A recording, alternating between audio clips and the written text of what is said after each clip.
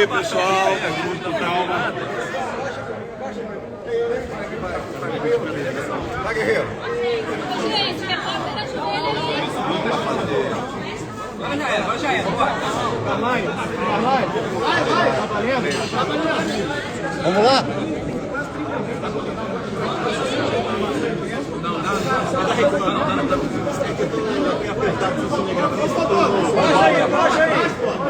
Presidente, boa tarde.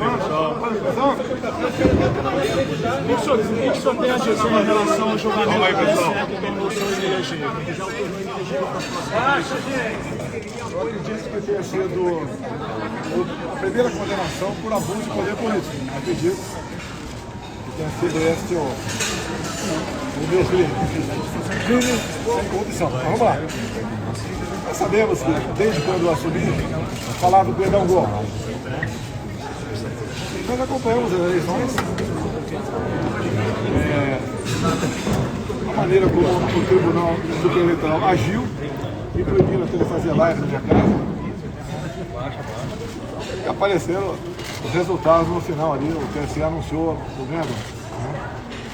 Eu me recolhi, a transição foi feita na absurda normalidade, ninguém do PT pode reclamar, nenhum ministro meu sobre a transição.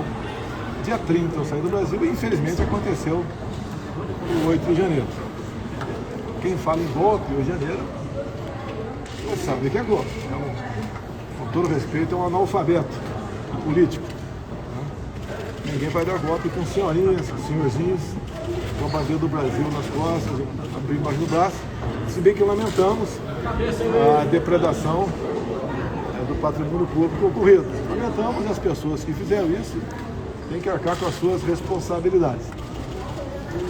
No mais, aquelas autoridades, sem citá-las, que vinham ao longo do tempo dizendo que tinha que salvar o Brasil de uma ditadura, que de uma forma ou de outra contribuíram para com aqueles números do TSE. E agora, contribuíram pela minha não elegibilidade, ou seja, estou inelegível a partir de agora, né? Basicamente a partir de agora, eu peço que essas pessoas, por questão de coerência, procurem o atual presidente da República, Lula, que marcou, né, uma reunião com o Folha de São Paulo. Eu não sei se todos estão presentes, mas que vão brindar com Ortega, da Nicarágua, que prendeu todos os opositores, que prendeu padres, que expulsou freiras e persegue de forma brutal o seu povo. Então vamos brindar lá a Ortega, dada a grande vitória no dia de hoje. Procurem também Díaz-Canel, de Cuba, que está previsto aqui no Brasil, não sei se veio, mas foi convidado pelo atual mandatário. Que essas pessoas, né, vão aí brindar com o Díaz-Canel. Afinal de contas, Cuba é uma democracia, segundo eles. Também o Maduro, eu como presidente, estive em Roraima, vendo lá a chegada dos venezuelanos, em média 600 por dia.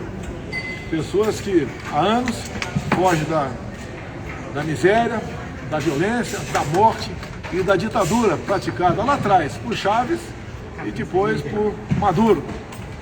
Vão se confraternizar com Maduro. É esse exemplo de democracia que as pessoas levaram, né, ao dia de hoje.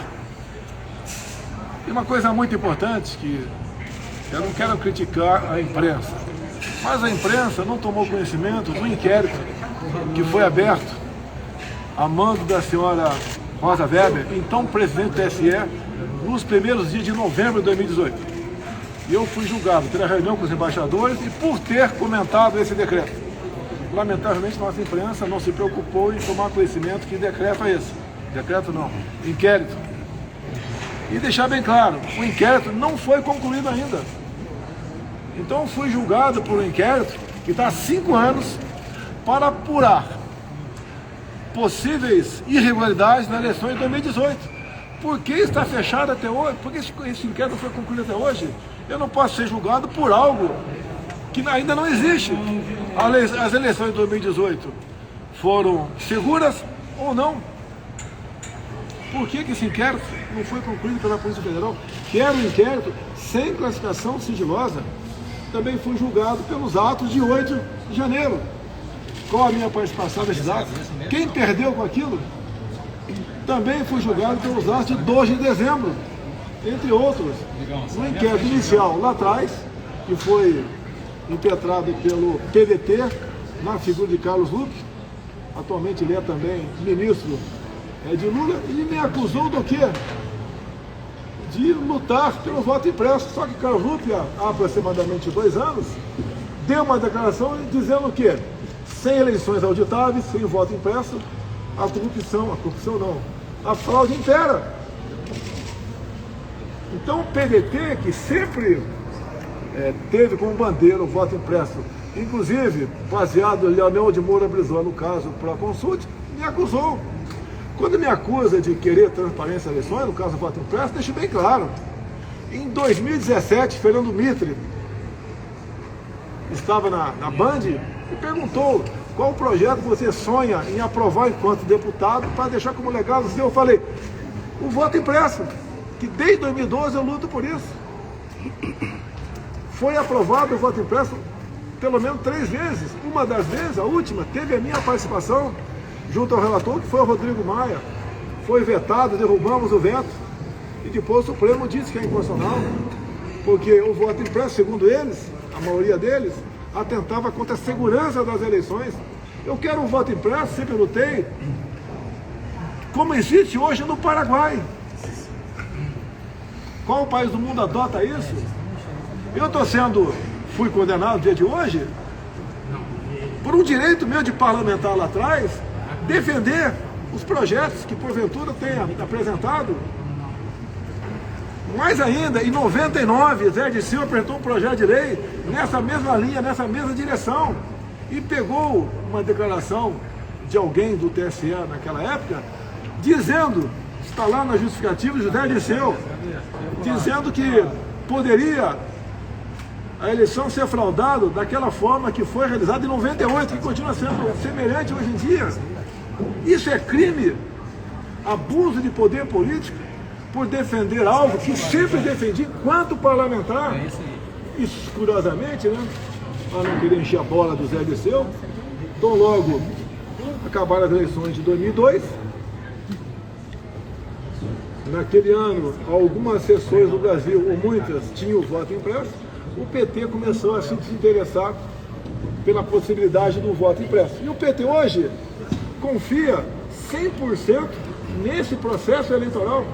Cabeça. Você querer acrescentar camadas de segurança é crime na questão eleitoral. Me tirar de combate como Ortega, convidado aqui para o Folha de São Paulo, talvez esteja aqui em Brasília hoje, onde o Ortega prendeu todos os seus opositores. Lá na Nicarágua não precisa ter mais eleição, por aclamação, o Ortega vai continuar sendo ditador. O que fizeram na Bolívia? Prenderam a senhora Janine Áñez, que assumiu a cadeira deixada pelo presidente lá atrás, Evo Morales, até fugiu para a Argentina. Depois, quando a turma do Evo retomou a política na Bolívia, o que fizeram com a Janine Áñez? Aprenderam com a acusação. Abuso, atos antidemocráticos. São alguma coisa natural no ouvido do povo brasileiro? Atos antidemocráticos. Qual foi o ato antidemocrático dela? Segundo o pessoal que voltou ao poder, né, quando a Janine não disputou a eleição, mas a oposição ganhou, porque ela devia, tão logo assumiu o mandato lá atrás pela vacância, tivesse algum tempo depois, poucos meses, convocado eleições gerais. Estamos no caminho, uma ditadura, quer dizer, o caminho está bastante avançado, uma ditadura, eleições sem confronto não é democracia. Quem seria oposição para esse atual mandatário que está aí em 2026? Não, no momento ainda não tem nome, pode ser que apareça, mas não tem nome. Seria quase que um WO, ou poderiam, por aclamação, tá?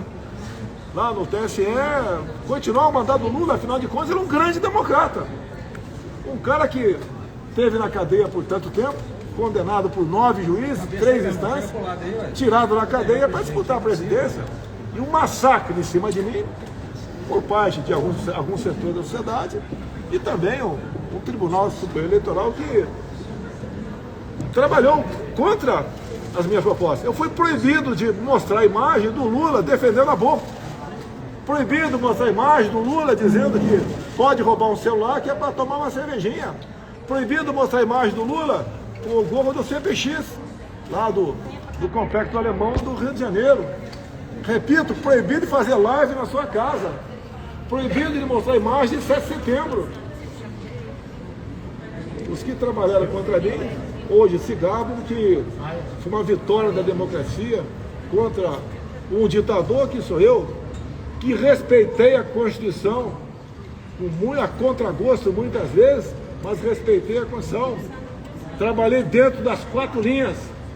Parece que esse esforço todo não teve o seu devido valor reconhecido. Não queria que ninguém trabalhasse por mim, mas que não trabalhasse contra. Então hoje vivemos aqui uma inelegibilidade, não gostaria de me tornar inelegível. Tá? Na política, essa frase não é minha, né?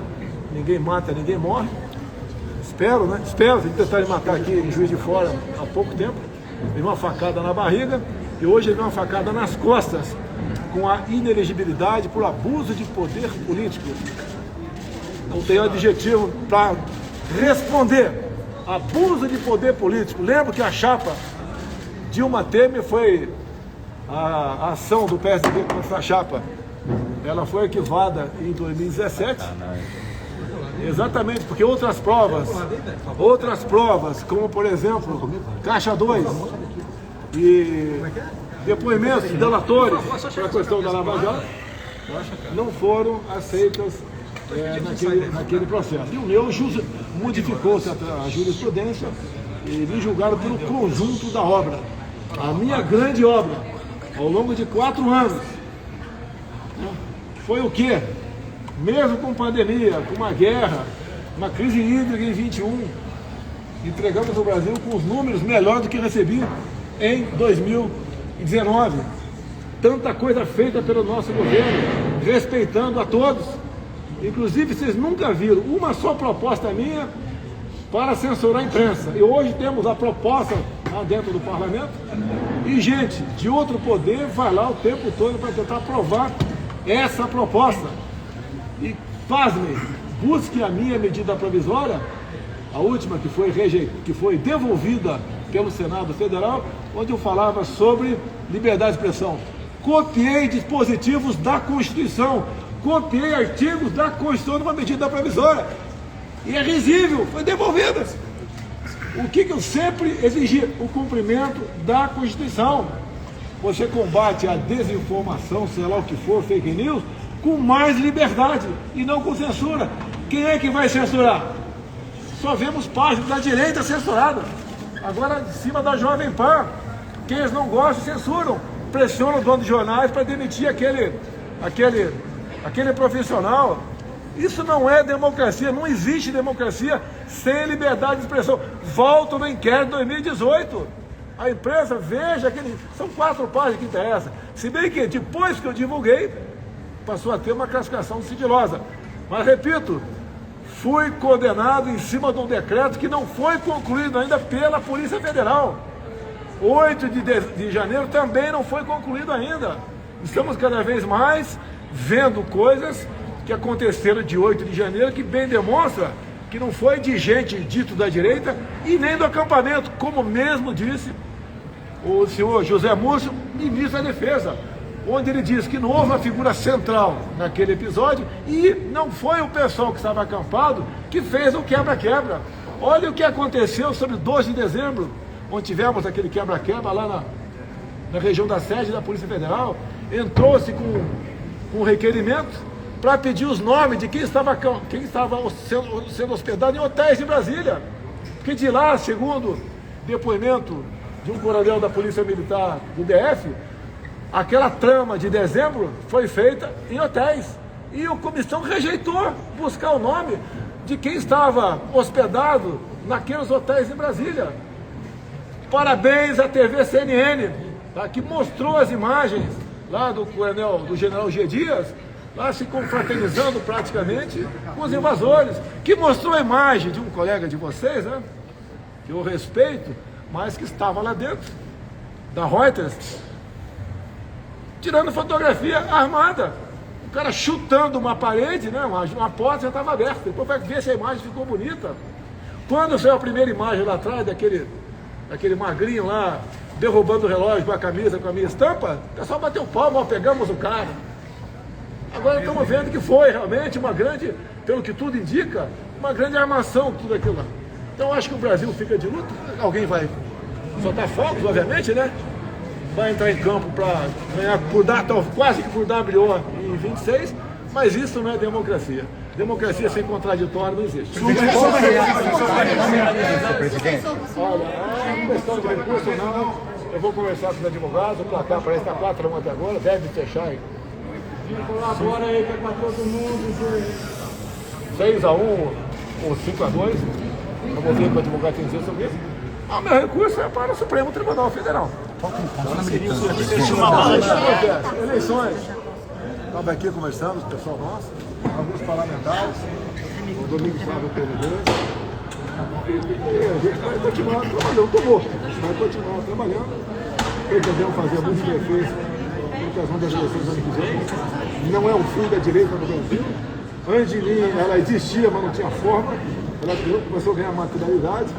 Hoje, o pessoal sabe o que é o Supremo, o que é o Congresso, o que é o Poder Executivo, o que é o TCU, o que é o STJ, sabe discutir eleições, sabe o que é Bolsa de Valores, sabe o que é respeito, sabe o que é o legítimo direito à defesa, começa a cada vez mais entender o que é a propriedade privada, que esse governo aqui cada vez mais tem tomando medidas para suprimi-la, tá? Sabe o que é essa reforma tributária, que entre outras coisas ali, querem botar no meio dela o imposto sobre uma taxação sobre herança, querem agora que lá dentro crie um imposto seletivo, onde os petralhas vão decidir o que é bom ou não para a sua saúde, né? E vão taxar ou não refrigerante e outras coisas que tem açúcar. Também a questão do meio ambiente, a petralhada agora, o que eles acham que é bom para o mundo, quem diria, né? O mundinho desses caras aí vai ser taxado também, como com toda certeza a carne bovina, tendo em vista aí os gases desses animais que soltam aí no campo. Ou seja, comigo tivemos diminuição de carga tributária, mais de 4 mil produtos reduzir e 1/3 IPI, muita coisa importada, zeramos a taxa de importação, tá? Outras coisas, diminuímos também os impostos do Brasil, como nós zeramos impostos federais do gás de cozinha, do diesel, do álcool e da gasolina, juntamente com o parlamento brasileiro, e mês a mês nós passamos a arrecadar mais. Ou seja, demonstramos que a curva de Laffer tinha ficado lá para trás. E com uma equipe competente de ministros, de orgulhar a grande maioria dos brasileiros, nós vencemos desafios e obstáculos. Compare os meus 23 ministros com esses 37 que está aí. Quantidade não é qualidade, é uma vergonha a grande parte desses ministros que estão ocupando aí a esplanada em Brasília para não fazer nada, a não ser nos envergonhar com as suas ações, bem como o próprio Lula nos envergonha o tempo todo, cada vez que sai do Brasil. O problema não é quando ele sai, é quando ele volta para cá. Isso aí, Mito. Eu sou o cabo eleitoral de luxo. Se os meus colegas concordarem, eu sou o cabo eleitoral de luxo. Grande, quer dizer, não vamos desistir do Brasil. Afinal de contas, eu tenho uma filha de 12 anos que pretende, né, continuar nesse Brasil. Eu tenho uma tremenda responsabilidade, juntamente com a senhora Michele, de ser colocado no mundo. Valeu, gente. Você não está na Nicarágua? Preso por quê? Dá para dar preso, por que motivo? Por favor, por que motivo? Só falta isso. Se bem que tem 300 presos de forma injusta no Brasil atualmente. Teve uma questão de 2 meses, foi um homem de 40 e poucos de idade conversando comigo lá no condomínio, falou que estava tomando conta dos seus filhos sozinho. Eu perguntei, ficou viúvo? Não, minha esposa está presa. E assim são muita gente, mais de 99%, presos sem o devido processo legal. Então a prisão só se for um abuso. Como é um abuso, no meu entender, os meus 3 agentes na questão da vacina. Não cabe prisão preventiva ou provisória por aquilo, mesmo eles sendo culpados. E olha, o MP foi contra a prisão, o MP foi contra a busca e apreensão na minha casa. Tem que ver o constrangimento da maioria dos policiais chegando na minha casa. Pois não, né? Está em casa? Vai entrar. O que posso colaborar? Viemos atrás de cartão de vacina. Não foram atrás do cartão de vacina, foram atrás do meu telefone. É aquela história de joga a rede.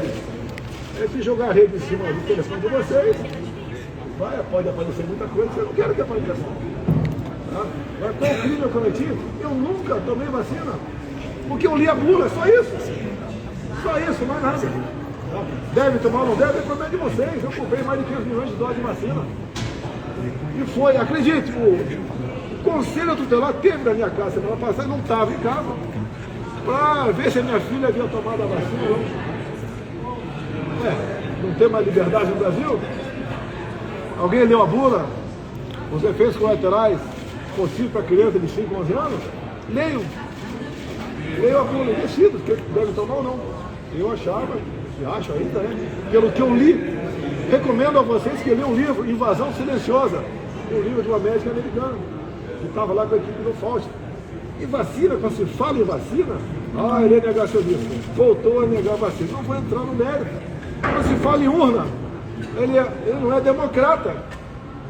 Na reunião com embaixadores, perguntei, alguém adota esse tipo de eleições lá no seu país? Ninguém adotava, só nós. Será que só nós estamos certos?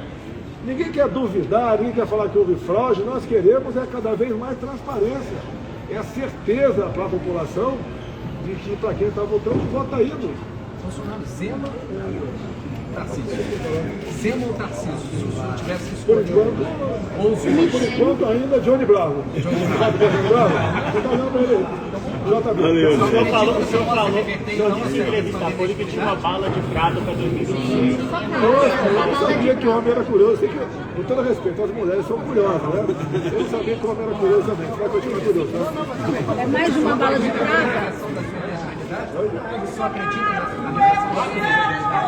Eu tenho certeza e convicção. Um julgamento político.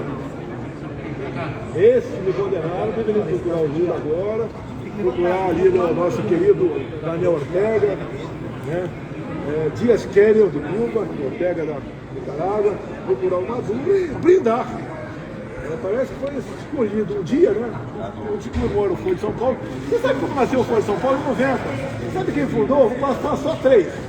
Folha de São Paulo: Lula, Fidel Castro e Farc da Colômbia. Você sabe quem está preso na Espanha por narcotráfico? Um general da Venezuela, que já fez uma delação premiada. Eu lamento, eu queria ver a imprensa mais ativa, uma imprensa investigativa. Eu tive acesso e parte da delação premiada lá do general venezuelano que está na Espanha, que o americano quer levá-lo para lá. Se levar para lá, cai a casa da esquerda no mundo todo. Vejam o inquérito de 2018. Ninguém está duvidando do processo eleitoral. Eu quero que você de imprensa leiam 4 páginas do inquérito que está aberto ainda de 2018. Quando fizeram, por exemplo, a perícia no documento golpista, né? Apelidado aí, na casa do Lance Torres, só encontraram digital do delegado da PF e do agente. Cadê a minha digital lá? Agora vamos pegar o Bolsonaro. Nem do Torre tinha. E outra, golpe com papel, golpe com Estado de Defesa, golpe com respaldo na Constituição. É assim que está sendo as acusações. Agora vamos pegar o cara. Tem lá um ex-militar, porque ele foi expulso no início do século, um tal de Ailton, né? Que está preso no Rio porque mandou uma mensagem para o Cid. Uma mensagem maluca. Vamos mobilizar tantos mil homens por aí. Ele não tem liderança nenhuma, tanto é que veio o candidato a várias vezes e não conseguiu nada. E tem um áudio meu para ele dizendo: eu nem posso falar teu número, boa sorte no Rio de Janeiro. Era candidato. Você é meu 02, o Ernegon meu 01. Pronto! É o 02 revolucionário, golpista, lá do Rio de Janeiro. Quem nas mídias sociais, olha o caso dos empresários. Por que em cima dos 8 empresários? Para pegar o Luciano Hang, que tinha mais de 20 milhões de interação por mês, para tirar um cabo eleitoral meu. Olha a cassação do prefeito lá de Santa Catarina, Brusque. Qual a acusação?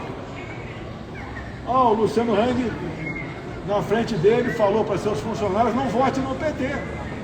E ele foi eleito com mais de 60% dos votos. Cassaram o mandato dele. Olha o motivo da cassação do Francisquini no Paraná, 400 mil votos. Faltavam 10 minutos para acabar as eleições de 2018. E ele falou que tá muita gente aqui reclamando que vai apertar 13 e aparece, vai apertar 17 e aparece 13. Olha a cassação do Delanhol. Não tenho uma amizade com o Delanhol, nunca conversei com ele. O motivo da cassação dele, nem eu respondi a PAD. Resolveram caçar o mandato dele. Quantos outros virão? Comigo, por enquanto, apenas aí direitos políticos, né? Não sei se teremos uma nova de força. Seria mais um exagero. Li rapidamente a matéria da Veja sobre a senhora Lindora, vice-procuradora-geral da República, reclamando das ações do senhor Alexandre de Moraes. Poxa, será que ela está certa? Parece que sim. Ninguém pode ser o dono da verdade no Brasil, mesmo que seja do Supremo Tribunal Federal. Não pode ter um poder maior do que o outro. E o que nós estamos assistindo é basicamente um poder judiciário, através de uma pessoa, tomando as medidas de acordo com a sua cabeça. É isso que nós queremos para o Brasil. Lamento que eu sei que o doutor Alexandre de Moraes reclama de pessoas das mídias sociais que falam barbaridade sobre ele, sobre a família dele. Eu duvido que seja 10% do que eu sou. E não é assim que se procede. Prendendo e mantendo presas as pessoas, né? Eu, quando me sinto extremamente ofendido, eu vou porque a lei me garante, meu processo, injúria, calúnia, difamação, e toco o barco. O remédio para você combater essa informação, seja lá o que for, é mais liberdade. Quem é que vai dizer que o que vocês publicaram aí é fake news ou não é? Nem existe no nosso arcabouço jurídico a figura de fake news. E tem gente sendo presa, condenada, expulsa, contas bloqueadas, páginas desmonetizadas por causa disso.